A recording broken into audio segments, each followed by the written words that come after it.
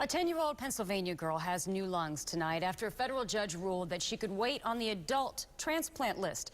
Now, the surgery came after her mother waged a social media battle, pleading for her daughter's life. Allison Mara joins us now with how this transplant may affect many more in the future. Allison? Well, Linda, Sarah Murnahan was 2 years too young for adult lungs. That is according to current guidelines that regulate transplants. But because a judge ruled against that policy in Sarah's case, it may mean the policy could change for everyone. No matter what age,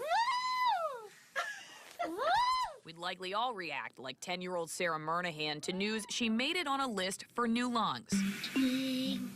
Just weeks before her mother expected she'd die. We're going to let a kid die over red tape? Janet Murnahan publicized the problem with a cyber fight for her daughter's life. And somebody at the right time comes along and says, I'm not going to accept no for an answer. Dr. Jay Wolfson says social media has changed the medical field forever. It did for Sarah, her mother pleading for her only chance. Organ transplant policy allows adult lungs for patients 12 years or older, and Sarah was 2 years too young. Hey, wait a minute, excuse me, but your policy is no longer useful. Oh, I'm never going to quit. Sarah's viral hospital videos moving lawmakers to challenge the policy. The worst of all worlds, in my mind, is to have some individual pick and choose who lives and who dies. Health and Human Services Secretary Kathleen Sebelius refused to intervene. She said the decision should be driven by medicine, not media, in order to keep it fair. It's not fair.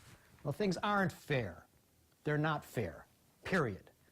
But they need to be consistent. Dr. Wolfson says it may have been unfair that Sarah was kept off the list in the first place. Her doctors found no reason she couldn't have adult lungs.